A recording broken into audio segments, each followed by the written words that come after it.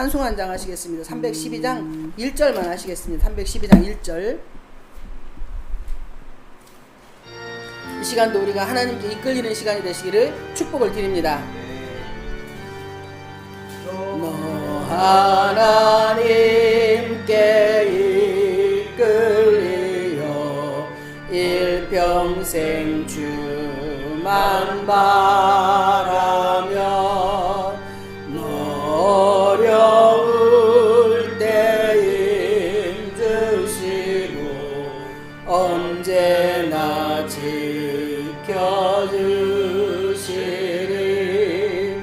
주 크신 사랑 믿는 자 그 반석 위에 서리라. 아멘. 이 시간도 우리가 하나님께 이끌리는 시간이 되시기를 주님의 이름으로 축복을 드립니다. 따라서 해보시겠습니다. 나는 잘 됩니다. 나는 앞으로 더 잘 됩니다. 나는 끝까지 잘 됩니다. 나는 영원히 잘 됩니다. 알아서 좀 해봐요. 왜요? 예수님이 우리 함께 하시니까. 아멘 아멘. 개판 5분 전이네 아버지. 죄송합니다. 오늘 본문의 제목은 산파들의 순종입니다. 산파들은 아이를 받는 직업을 가지고 있잖아요. 옛날에는 산파들이 있었지만 지금은 이제 어디라고 하지 그것을? 산부인과 맞아. 산부인과. 산부인과 또 산후조리원 이런 데로 이렇게 다 이제 분산이 돼서 옛날에는 정말로 힘들게 가정에서 이렇게 막 드라마 막 그런 거 보면은 막 그냥 끈때기 하나 문에다 가놓고 막 해가지고 응애 하면 이렇게 나왔다고 얘기를 한단 말이에요. 그렇게 옛날에는 산파, 지금으로 말하면 산부인과 의사 선생님이란 말이에요. 근데 옛날에는 그 산파들이 안 계시면 아이 낳기가 참 힘들었을 거예요. 그런 이 당시에도 하나님이 이스라엘 백성들을 출애굽을 시키기 위해서 먼저 하신 일이 오늘의 내용은 서론에 불과합니다. 하나님께서 이스라엘 백성들이 하신 일, 그러니까 야곱의 가족들 70명이 고센 땅으로 인도되어지고 난 이후에 이사가고 나서 번창한 거예요. 엄청나게 번창이 됩니다. 그러니까 요셉을 알지 못하고 요셉의 형제들에 대해서 알지 못한 바로 왕이, 애굽의 왕이 생각을 해보니까 인구가 갑자기 막 늘어나는 거예요. 그러니까 염려근심을 하는 거야.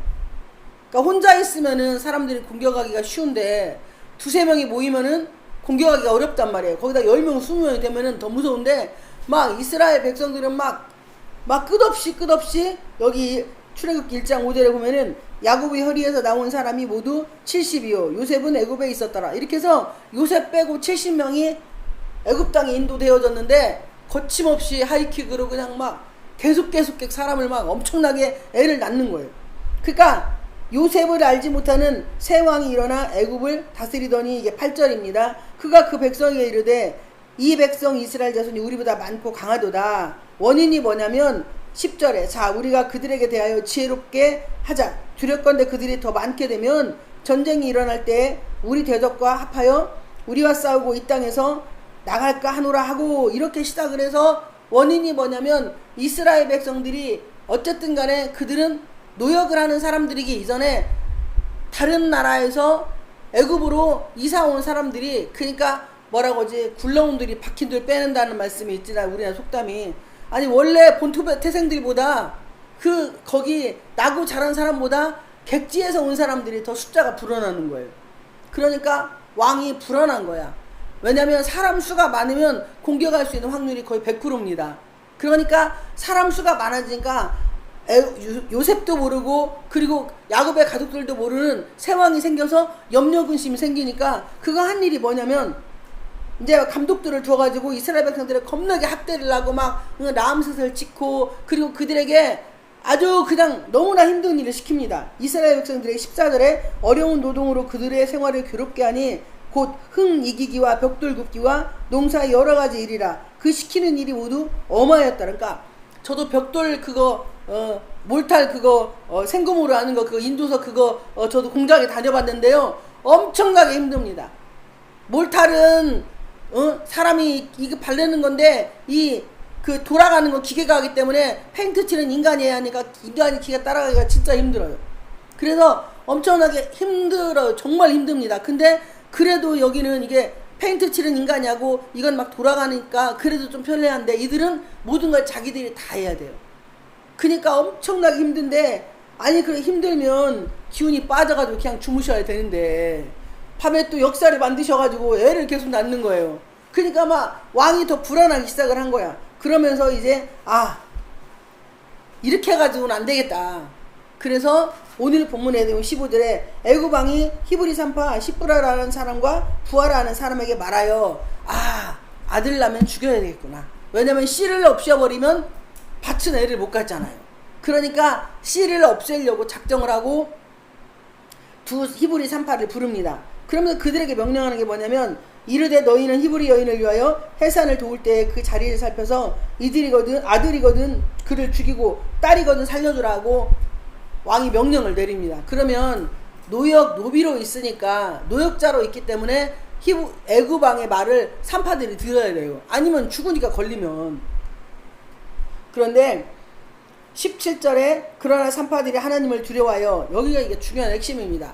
하나님이 시킨 것도 아니에요. 여기는 히브리 산파들한테 시브라와 부하한테 야 니네 애굽 왕이 이렇게 해서 이렇게 해가지고 아들을 낳으면 죽이라고 할 거니까 절대 죽이면 안 돼. 니네 죽이면은 내가 가서 바로 막 보응하고 응징할 거야. 내가 저주 내릴 거야. 이렇게 말한 게 아니에요. 이들 스스로 뭐예요? 왕하고 하나님하고 딱 견뎠을 때에 히브리 산파들이 생각을 할 때에 왕보다 하나님이 더 높다고 생각을 한 거야. 그러니까 왕보다 하나님이 더 위대하다고 전지전능하다고 믿었기 때문에 본인들 스스로 결단한 거예요. 본인들 스스로 결단을 하고 선택을 어떻게 했어요? 하나님은 선택을 한 거예요. 여러분 우리의 인생살이가 내가 지금 어떤 특정한 사건에 나 아니면 일상 삶에서 뭐 옛날에 뭐 보면은 막 우측으로 갈까 좌측으로 갈까 뭐 그런 것도 있었잖아요. 그 TV 보면은 선택해봐.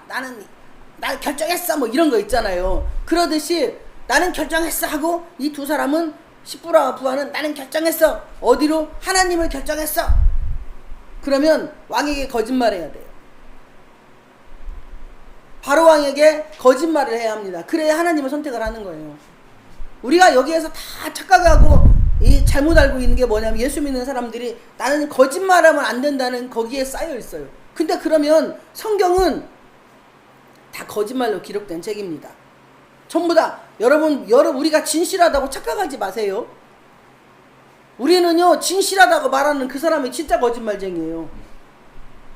거짓말 우리 다 하고 살아갑니다. 저도 여러분도 다 거짓말해요. 로마서 3장 10절에는 의인이 없나니 하나도 없다고 말씀하셨기 때문에 예수님 빼고는 거짓말하지 않는 사람이 한 명도 없어요. 털어서 먼지 안 나는 사람이 한 명도 없다니까요. 다 먼지가 나요. 그런데 예수님의 보혈의 피로 우리가 씻김 받고 회개하고 나면 우리는 의로운 죄인입니다.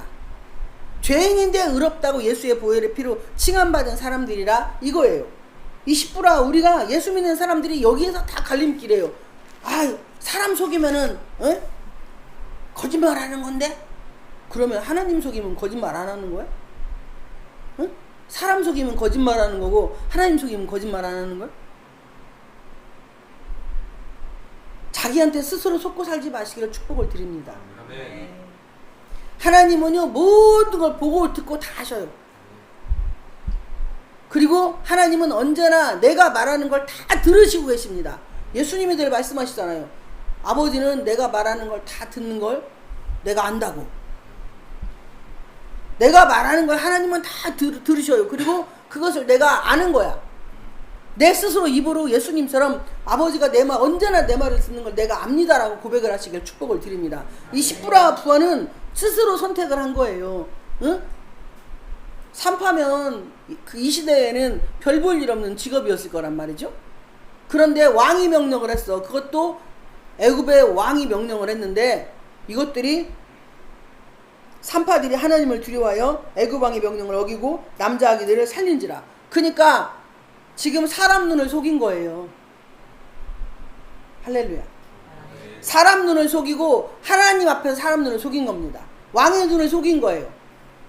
이들은 자기 스스로 선택하기를 하나님을 선택했기 때문에 이게 바로 지혜라고 하는 거예요. 지혜. 성령님이 주시는 지혜. 지혜와 지식과 명철. 이 지혜가 이들에게 임해서, 그런데 이렇게 했으면은 산파들이 왕을 속였기 때문에, 하나님 앞에서 사람을 속였기 때문에 분명히 죽어야 돼요. 애굽 왕한테 죽어야 맞아요. 그런데 이들이 살아나요. 또 뭐 거짓말 하잖아요. 애굽 왕이 산파들을 불러 그들에게 이르되 너희가 어찌하여 이같이 남자 아기들을 살렸냐. 야, 내가 니네 분명히 죽이라고 했잖아. 그런데 왜 남자 아기를 살렸어? 이것들이 죽으려고 환장했네? 라고 말하는 거예요. 여기에는 성경에는 안 나와 있고, 환장하고는 제가 표현을 한 건데, 그러니까 그 정도로 극한 상황에 처해 있어요. 막 그냥 금방 막 생명이 왔다 갔다 하는 상황에 처해 있단 말이에요, 지금. 그러면 두렵잖아요. 왕이라는 직분이 두렵고, 그 자리가 막 신하들도 잔뜩 있었겠지. 왕이 걔 여자 둘만 불러가지고, 야, 니네 일로 와봐. 응? 니네 왜 아들 다 죽이라니까 왜 아들 죽이라니까 왜 안 죽였어? 그렇게 왕하고 둘이 1대1로 해도 막 무서워 벌벌 떠는데 주변에 신하들이 쫙 있었을 거라고. 그 많은 사람들이 있는 가운데 둘을 불러가지고 물어봤을 거예요. 그러면 분명히 그 환경이 두렵고 떨리는 환경이 분명히 된단 말이죠. 그런데 이들은 하나님이 지혜를 주신 거야. 그래서 말하는 지혜를 주신 거예요. 산파가, 이들이 뭐예요? 하나님을 선택을 하셨기 때문에 이들의 말의 입술의 지혜를 하나님께서 허락을 하신 겁니다. 아멘? 그러니까 산파가 바로에게 대답하되 히브리 여인은 애굽 여인과 같지 아니하고 건강하여 산파가 그들에게 이르기 전에 해산하였더이다 하매. 말 같은 소리를 내야지. 어떻게 알아? 아니, 이 시부라하고 부하가 히브리 여인하고 임신한 애기 나는 여인하고 애굽 여인하고 둘이 갖다 대놓고 건강검진을 했나, 아니면 피를 뽑아가지고 혈액검사를 했는지 그건 모르잖아요. 그런데 그냥 무조건 나온데 짓거리는 거예요. 그러니까 이들이 선택한 게 하나님이기 때문에 이들의 입술의 말의 주인도 하나님이기 되신 거예요. 그래서 그렇게 말했을 때에 애굽 왕이 그 말을 믿은 거예요. 우리가 말은 그냥 하는 게 아니고, 내 말을, 이 시부라 부하의 말을 하나님이 책임을 져주셨잖아요. 이들이 선택을 하나님을 했기 때문이라는 겁니다. 우리가 일상 삶에 우리는 매일매일 초초분분마다 내가 선택해야 될 것들이 있어요. 내가 하나님을 만나고 싶다면 나 스스로 결단하는 것들이 다 있다니까요. 예배 전에, 내가 예배 드리기 전에는 이러이러한 걸 안 하겠다. 이렇게 내 스스로 결단을 하면, 그걸 지켜나가면 하나님을 내가 두려워하고 하나님과 함께 살아가면 하나님이 그것에 대한 책임을 져주십니다. 그런데 예배 드리는 거나 일상 삶이랑 똑같이 하면 죄송한데 그 사람은 가짜 예배 드리는 거예요. 내가 예배 드리기 전에 나의 행동이나 말이 예배의 연장이에요. 지금 이 시간은 여러분, 이 시간에는 하나님의 음성을 듣고 내가 예배 끝난 이후에 일주일 동안의 나의 삶이 이 말씀 붙잡고 하나님과 동행하는 겁니다.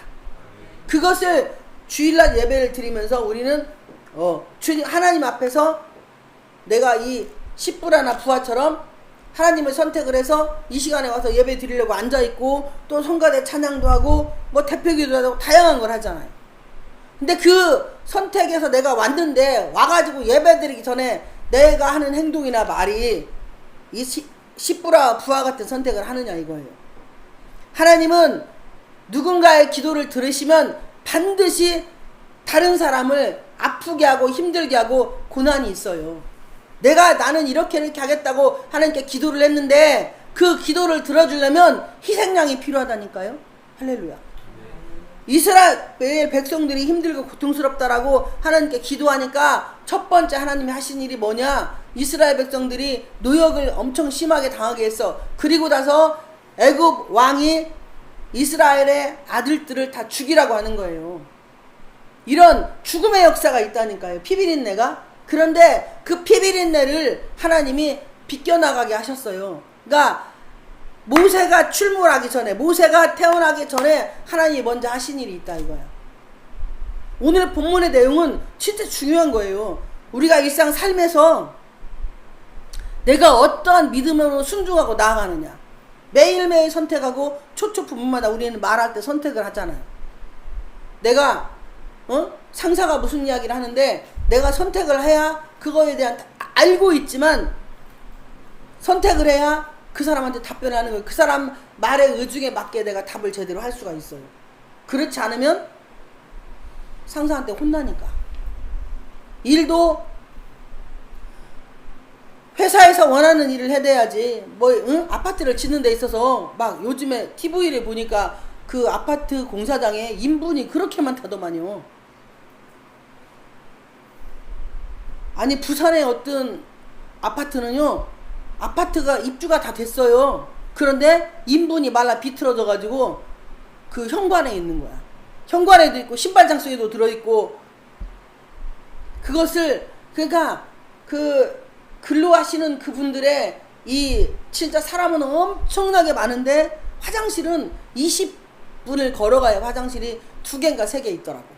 그러니까 그 수많은 사람들이 그 한 화장실에다가 다 넣으니까 안 내려가. 그것이 그냥 다 쌓여 있고, 그리고 급하니까 그냥 아파트 층층 막 5층 10층에다가 막 싸가지고 비닐에다 싸가지고 묶어놓는 사람, 아니면 변기통 갖다 놨는데 거기다 싸가지고 변기통에다 막히고 막 하여튼 별짓거리를 다 하는 거야.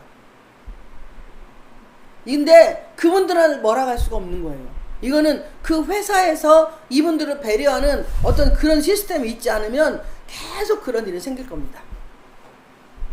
이렇듯 이거는 개인적인 어떤 그 근로하시는 분들의 문제가 아니고 회사 자체에서 이것에 대한 근본 원인을 바꿔주지 않으면 앞으로 새 아파트 지금 뭐 그러더라고요. 거기 그 하시는 분이 이렇게 이제 타일을 깔고 욕조 그 하시는 분이 인터뷰를 하시는데 뭐라고 하냐면, 거기 화장실 변기 바닥에다가 볼일을 보시고 그리고 공구리를 치신대요. 그렇게 해서 아파트를 짓는 경우도 많다고 하더라고요. 그냥 섞어버리면 표시가 안 나니까. 그러니까 다는 그렇지 않겠지만 거의 모든 이 환경이 그러기 때문에 이분들을 뭐라고 할 수도 없고, 그러니까 이분들을 배려해주는 회사 차원의 그런 일들이 있어야만이. 아니, 생리적인 현상은 어떻게 하겠냐고. 15층에 있는데 금방 급해. 화장실은 1층에 있어. 그러면 엘리베이터도 없는데 15층까지 뛰어내려가면 옷이 다 쌓여. 그러면 일도 못하고 집에 가요. 이런 일들이 생기니까 정말 큰 배려예요, 그게. 그러면 아파트를 입주해서 들어가신 분들도 기분이 안 나쁜데, 그 수많은 사람들이 입주하셔가지고 다 타일로 다 깨지고 다 균열 가고 다 떨어지고 막 인분이 있었고 사진 다 찍어가지고 해서 건설회사에다 막 하시더라고. 그게 TV에 방영이 됐어요. 와, 진짜 뭐 1, 2억도 아니고 보통 막 10매덕씩 주고 들어가셔가지고 그렇게 하신다면 얼마나 마음 아프고 힘드시겠냐고. 왜 지금 제가 이런 말씀을 드리냐면, 기초공사가 엉망이면 화려하게 외장을 칠을 해도 그 내면에 들어가 있는 것이 무엇이 있는지 모른다 이거예요. 그래서 성경은 회칠한 무덤이라고 말씀을 하시는 거고, 우리 안에 이 십부라 부와 같은 마음의 결단이 있지 않으면 이거는 작은 결단이에요. 그런데 이 두 사람은요, 자기의 생명을 하나님께 맡기는 결단이에요. 그리고 그게 행동으로 옮겨진 겁니다. 행동으로 옮겨져서 왕에게 자신들을 위해서가 아니고 이스라엘 백성들을 위해서 이들은 거짓말을 하는 거예요. 근데 하나님은 19절에 20절에 하나님이 그 산파들에게 은혜를 베푸시니 그 백성은 번성하고 매우 강해지니라. 이렇게 계속 대가 끊어지지 않아야 모세가 나오니까. 할렐루야. 이스라엘 백성들의 기도를 들어주셔야 되는데 하나님이 첫 번째 하신 게 뭐냐면 십부라 부하라는 두 산파의 여인을 쓰시면서 그들이 순종하는가 안 하는가 이것을 보시는 거예요. 이 십부라 부하는 지금 뭐 아이들 삼파 둘이 애를 몇 명이나 바꿨어요. 그렇잖아요. 삼파 둘이 가야 기껏 해야 한두 가정이나 10가정이나 받을 수 있으려나? 매일 출장 간다고 해도 그렇게 수많은 이스라엘 백성들이 하루에 애를 100명을 낳는다고 해봐. 그러면 어떻게 출장을 몇 집이나 갔어요. 그런데 그 자기네들이 할 수 있는 것, 내가 할 수 있는 것, 산파들이 순종할 수 있는 것, 산파들이 하나님을 믿었기 때문에 여기 순종이지만 믿음과 순종은 같이 가요. 이들이 하나님을 믿었기 때문에 하나님이 우리 자신들에게 명령하지 않아도 본인들이 하나님을 믿는 믿음을 선택하고 하나님이 두려워하였기 때문에 이들은 자기들이 선택한 그 길을 가는 거예요. 오늘 새벽 예배 설교도 그거였잖아요. 내가 선택했으면 내가 책임을 져야 된다고. 이들은 자기의 생명을 하나님께 맡겼고 자기들이 설령 여기 문맥상으로는 애굽 왕에게 죽는다 할지라도 하나님이 원하시는 방법대로 자신들의 삶을 순종해 나가겠다 이거예요. 그런데 우리는 하나님이 하라고 명령을 해도 안 하잖아요. 이렇게 하라고 다 가르쳐주고 밥상 차려가지고 밥 떠서 입에다 집어넣고 네가 깨물어서 삼키기만 해도 그래도 안 하잖아요. 우리가 영적 멘토가 있는 게 중요한 것은 이렇게 내가 장할길, 길가길, 돌짝길을 막 가시밭길을 막 걸어가는데 앞에서 다 치워주는 그런 멘토가 있으면 그냥 나는 따라가기만 하면 평지만 걸어가니까 쉬운 거예요. 근데 그것도 우리는 하기 싫어요. 네가 다 치워서 깨끗하게 해가지고 네가 다 정리하고 나는 그냥 너 죽이고 나는 살자 이거라니까. 이게 세상적인 방법이잖아요. 우리가 하나님의 사랑을 받으면 분명히 그 은혜는 흘러 넘쳐야 합니다. 그래서 다른 사람들이 나 때문에 영원히 살아나는 역사가 일어나야 되고 이 시브라 부하처럼 그들이 선택한 그 길에 이스라엘 백성들이 사는 역사가 일어나는 거예요. 이들은 작은 걸 순종했어요. 하나님을 믿고 작은 걸 순종을 했는데 이 문맥이 넘어가며 2장으로 가면은 모세가 태어나는 과정이 이루어집니다. 그러니까 내가 기도를 하면 하나님은 이런 과정들을 분명히 누군가의 기도하는 종들에게 이런 어려움을 주셔요. 선택하는 어려움을 주시고 그들의 순종으로 인하여서 내가 기도한 응답들이 응답되어진다 이거예요. 그러니까 나 거저먹는 게 아니에요. 우리 기도가 다 누군가의 눈물과 예수 그리스도의 죽음과 예수 그리스도의 부활과 그 다음에 승천과 재림의 과정, 예수 그리스도의 죽음, 부활, 이 승천, 이 과정들이 예수 그리스도의 죽음이 있었기 때문에 내가 예수를 믿으면 사는 역사가 일어나는 거예요. 근데 우리는 남은 죽이고 나는 또 다른 사람을 위해서 죽고 싶지 않은 거야. 내 자존심이 죽기 싫고 내 고집이 죽기 싫고 내 고정관념이 죽기 싫고 내가 가지고 있던 습성들이 있잖아요. 내 직분이 뭐냐 이거요. 목사면 목사답게 살아야 되고 전도사면 전도사답게 살아야 되고 집사는 집사답게 살아야 되고 그리고 앞으로 장로가 되시려면 내가 지금 현재 장로처럼 살아야 돼요. 그래야 성도들에게 피택이라는 것은 왜 우리가 이제 내가 어디 출마하려고 딱 내놨어. 근데 성도들이 투표를 한단 말이에요. 그래서 투표해서 피택이 되어야만이 장로 직분을 받을 수가 있고 장로나 권사임직은 교회 행사가 아니고 노예 행사예요. 그러니까 노회장님이랑 노예 임원들이 오셔가지고 치르는 행사. 그러니까 엄청나게 큰 행사. 동네 행사가 아니고 고을의 행사라 이거예요. 세상으로 말한다면. 이렇게 되려면 지금부터 하나님 앞에 심지를 않으면 지금부터 내 행동이나 모든 걸 심지 않으면 나는 앞으로 그 부분은 생각을 안 해요. 하지 말아야 되는 거예요. 이렇게 시브라 부하의 작은 순종이 하나님의 역사를 이루어가는 이 지름길이 되기 시작을 하는 겁니다. 그러니까 하나님은 나 한 사람을 통하여서 내가 작은 순종이든 큰 순종이든 우리는 순종은 훈련이에요. 그러니까 내 고집대로 하는 것은 평생 예수 믿고 11조하고 감사하고 별짓 다 해도 복 못 받습니다. 문제이냐면 내 안에 있는 그 작것들이 빠져나가서 내 속에 있는 막 오만 것들이 많이 있잖아요. 막 이 소리도 있고 저 소리도 개소리도 있고 염소 소리도 있고 다 있어요. 그것들이 다 빠져나가서 진짜 하나님 앞에 내 목소리, 내 소리가 있어야 돼요. 그럴 때 그게 진실인 겁니다. 그게 진실할 때 그 진실을 통하여서 하나님의 역사가 일어나는 거예요.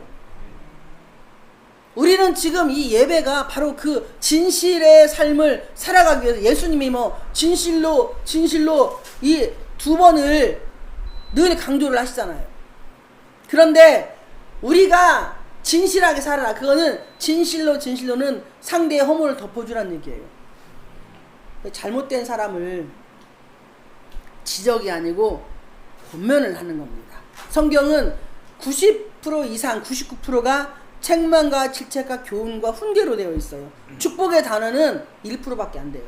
그런데 이거 99% 우리가 다 지킬 수 없어요. 예수님의 보혈의 피로 우리는 매일 잘못하고 죄짓고 하면 회개하고 진심으로 주님 앞에 회개하고 나아가면 이 산파들의 믿음과 순종이 우리에게 임한다는 거예요.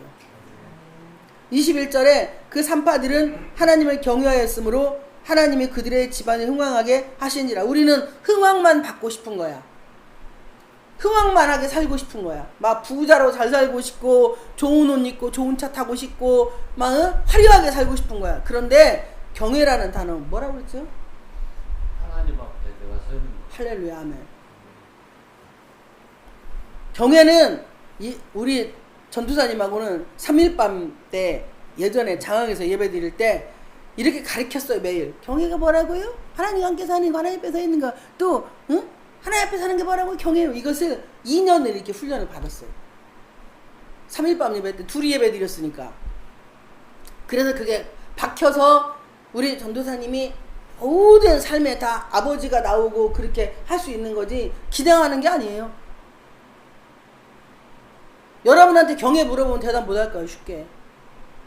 듣기는 많이 들었는데 저게 뭘까? 경외할 게 없잖아요. 왜 했잖아? 뭔 했자지? 그러면 잘 모르고. 경외는 하나님하고 둘이 사는 거. 바로 에녹이 300년 동안 하나님과 동행했잖아요. 하나님하고 사는 거야. 먹고 마시고 함께 모든 걸 하는 거. 컴퓨터도 하나님과 함께, 스마트폰도 하나님과 함께. 그러다 보면 내가 절제가 다 되겠죠? 다 모든 거 먹고 마시고 활동하는 모든 것들이 하나님과 함께하는 이 산파들은 그렇게 하나님이 경외했다는 거예요. 그들의 삶에서 일상 삶에서 악이 받는 거. 에이씨 하나님이 어디가 있어? 하나님 안 보아. 왕말 들으면 죽는단 게. 왕말 불순종하면 나 죽어. 아이고 우리 집안 3대가 면이여. 아니 3대 면한 게 아니지. 3대가 망이여. 막 우리 3대가 막 죽어. 3대가 막 3족이 멸해. 그러니까 나는 절대로 아이고 왕이 말했는디. 안 낳는 놈도 낳다고 해요. 저기 딸 낳는데도 왕이시여 저 집에요 아들 낳았어요. 그러면 갖다 죽여버리는 거야. 딸인데 살고 싶으면 저 같으면 그냥 했을 거야 아마. 왕이시여 비벼대면서 왕이시여 저 집이요 딸내미가 아니라 아들내미 3마리 낳았어요. 우리 집 복 주세요. 이렇게 했을 거예요. 저는 아주 4가지가 없어가지고. 우리의 마음에는 다 이런 본성들이 있어요. 이것을 하나님의 말씀 앞에 갈아엎는 것, 바로 이것이 고난 가운데 역사하신 하나님 만날 때에만이 이 못돼 처먹은 습성들이 빠져나가는데, 고난을 고난으로 여기지 않고 고난을 갖고 놀아? 하나님은 고난의 떡과 고난의 물을 우리에게 허락을 하십니다. 그리고 거기에서 시편 119편 67절에 고난 당하기 전에는 내가 주의 율례를 몰랐어. 그런데 고난 당하기 후에 내가 주의 율례를 배웠다는 거야. 그러면 하나님을 경외하는 것이 그렇게부터 첫걸음이 시작이 되는 거예요. 그래서 하나님 앞에, 그러니까 내가 막 그래 하나님 나 차 갖고 싶어요 막 기도를 했어요. 그런데 하나님이 나한테 돈 줘서 차 사면 참 좋지만 그렇게 안 하고 다른 사람 마음을 움직인다니까. 다른 사람 마음 움직여서 그 사람으로 하여금 하나님이 냉정하실 때는 무지 냉정하시거든요. 그러니까 이 사람이 힘들거나 신경 안 써. 그냥 일단 너는 순종이야 이거예요. 그런데 이분은 어렵고 힘들다 할지라도 순종하면 하나님 거기에 맞는 복을 30배, 60배, 100배로 1000배, 1000배로 허락하신다는 겁니다. 그러니까 우리가 무엇을 갖고 싶다 뭐 할다 그럴 때 내가 기도하면 하나님은 물색을 하세요. 누가 순수해서 나를 경외해가지고 씨뿌라 부하처럼 내 말에 순종할 자를 찾는 거야. 왜? 기도하는 사람이 있으면 또 기도하는 사람이 있어. 그러면 나는 하나님께 고했는데 하나님이 직접 내려와서 우리에게 뭘 안 주시거든. 사람을 통해서 일하세요. 그러니까 내 옆에 사람이 아니면 또 다른 사람이 나 때문에 하나님이 그 사람을 마음의 감화 감동을 주셔가지고 야 뭐 어느 분 어느 교회에 얼마 갖다 줘라 이런 분도 많아요. 우리가 필요하면 하나님이 그 어떠한 방법도 하나님이 동원을 하시는데 내가 십부라와 부하 같은 그런 마음을 하나님 허락을 하시고 또 이것도 있어요. 내가 기도를 했는데 하나님이 누군가를 통해서 내가 원하는 것을 주셨어. 그거는 내가 정말로 하나님 앞에 제대로 살아서가 아니고 개떡같이 살아도 나에게 뭐하냐? 체험을 주시는 거예요. 야 나는 살아있어. 내가 너와 함께 하잖아. 너의 기도를 들어주니 제발 어머니도 하지 말고 똑바로 나만 보고 와. 그러면 지금 더 이거 작은 거야. 네가 원하는 것보다 내가 30배로 60배로 100배로 더 좋은 것을 나는 예비하고 있으니까 일단 맛배기로 사탕을 주시는 거야. 그거 보고 쫓아오고 순종하라고 헌신하라고. 근데 우리는 사탕만 빨아먹고 이빨 다 썩어도 그걸로 끝나려고 하는 거예요. 그게 우리 인생입니다. 우리가 사탕 열심히 빨아먹고 그럼 이빨 다 썩어요. 그래서 초콜릿이나 그 뭐 사탕 같은 거 많이 먹지 말라고 하는 게 그거잖아요. 그리고 식사하고 나면은 반드시 양치를 하라고 하는 이유가 잇몸이나 이빨 치아 사이에 끼어있는 음식물이 있기 때문에 저녁에는 우리가 밤에는 음식을 먹고 양치를 하고는 그 위에 먹지 말아야 되는 이유는 밤새도록 세균이 이 입안에 드글드글합니다. 뭐 내가 보지는 않았지만 어쨌든 현미경으로 보면은 화장실의 구데기보다 더 더러울 거예요. 우리가 못 봐서 그러지. 근데 그것이 밤새도록 내 입에서 돌아다닌다고 생각을 해봐요. 그래서 밤에는 양치하고 난 이후에는 입에 뭐 넣지 말라고 하는 거예요. 그리고 입에 넣었으면 다시 양치를 하라고 하는 거예요. 그것들이 내 치아를 망가뜨리는 원인, 그것들이 내 잇몸을 망가뜨리는 원인. 그러면 결국에는 어른들이 연세 드셔가지고 다 임플란트 하는 이유가 뭐냐, 막 보니까 막 나사 이만한 거 박더만요. 막 뒤져가지고 박아도 거의 이빨 꽂더만요. 근데 막 그 주변에 목사님들 보니까요, 임플란트 하는 목사님들 보니까 진짜 고생하시더라고. 여기 막 들여가지고 또 얼마 동안 기다렸다가 또 가서 또 막 심어야 되고 막 또 이게 제대로 정착할 때까지 이 접촉될 때까지 그냥 자기 그 잇몸하고 딱 이렇게 제대로 이렇게 적응이 될 때까지 또 고생하고 막 이게 안 맞으면 가서 또 해야 되고 진짜 고생 많이 하더라. 이렇듯 우리에게 맞지 않는 옷은 원래 내 것이 첼로 좋은 거예요.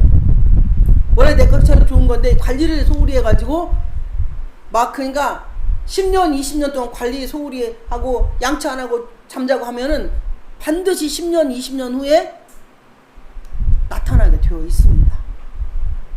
위도 간도 다 마찬가지예요. 근데 이들이 하나님과 동행하는 십부라와 부하는 이렇게 되기까지 아마 이 성경에는 없지만 이들의 삶이 똑같이 이렇게 넘어지고 쓰러지고 자빠지면서 하나님의 살아계심과 임재를 같이 경험을 하고 체험을 하고 그 삶을 연습하고 훈련했기 때문에 극한 상황에서 이들이 순종할 수 있었던 것이지, 그냥 갑자기 애굽왕이 야 니네 응? 아들 낳으면 다 죽여니?